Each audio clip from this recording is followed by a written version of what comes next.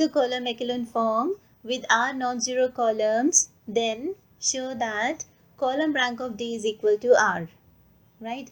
Column rank of D, that is, we have to show that it is equal to the number of the non-zero columns. So for that, we have to show that all these number of non-zero columns form the basis for column space of D, right? And to form basis, two conditions are required. These columns should span the column space of D. Second, these number of columns are linearly independent, right? So for these two conditions, we say that these forms the basis for column space of D. So let's start with the proof. Now because it is given to us that D is in the column echelon form, which means the first non-zero rows of the matrix D spans column space of D. So first condition is fine. So since D is in the column echelon form with R non-zero columns, let's say, therefore the first R columns spans CD, that is the column space of D, right? So required to prove that these columns are linearly independent. So by these two conditions, first and second, we say then that these columns forms the basis for CD.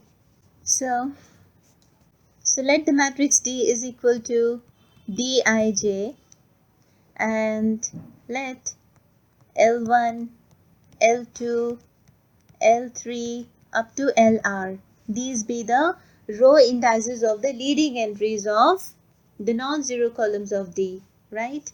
Then DLKJ is denoted as the Kronecker delta. If you remember, we have already done this in the content of row space and row rank of the matrix. So this LK, this denotes the number of row, and J denotes the number of column. So it is equal to the Kronecker delta, delta Kj, which is equal to 1 if J is equal to K, and is equal to 0 if J is not equal to K, right?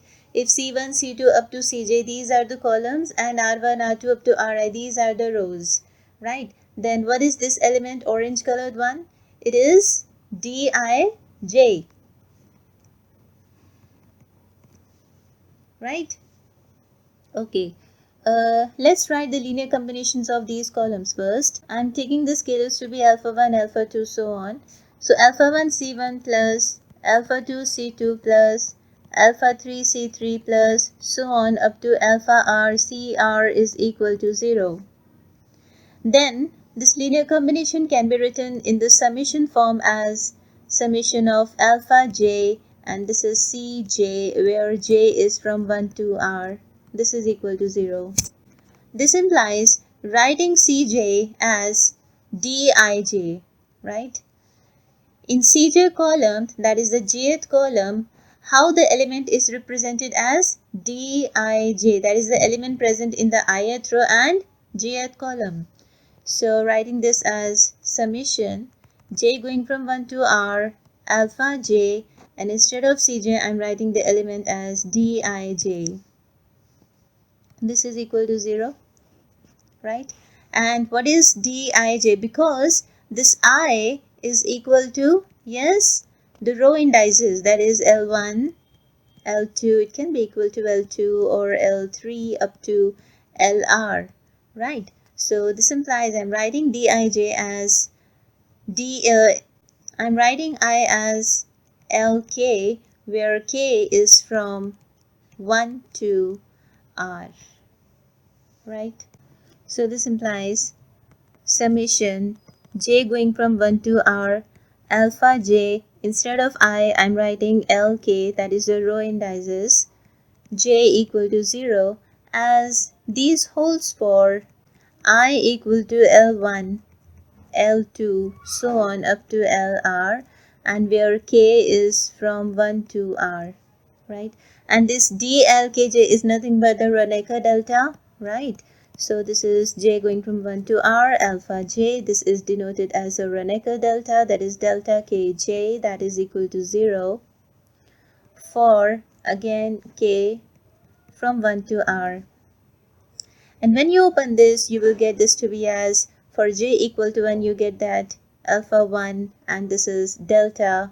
For k going from 1 to r, it is 1, 1. Then the second term, we get this to be as alpha 2 and this is delta 2, 2 plus alpha 3 delta 3, 3 up to alpha r delta r r equal to 0.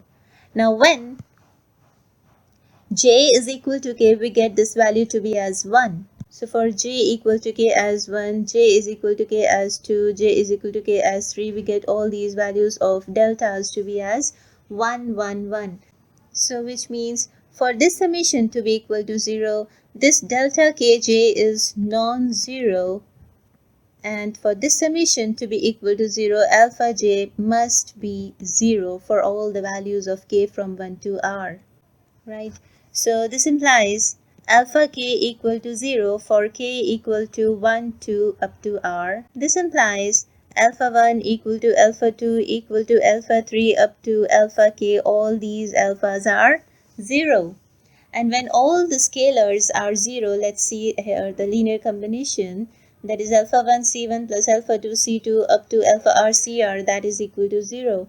Now all these scalars are 0. So for this linear combinations, c1, c2, c3 up to cr are linearly independent. This is a condition for the linearly independency, that all the scalars for this linear combinations should be 0. So this implies C1, C2, C3 up to CR, these are linearly independent. So this implies C1, C2, C3 up to CR, these are linearly independent. And because these columns are also spanning the column space of D, so from both these results we say that these number of columns, that is the non-zero R columns, forms the basis for CD.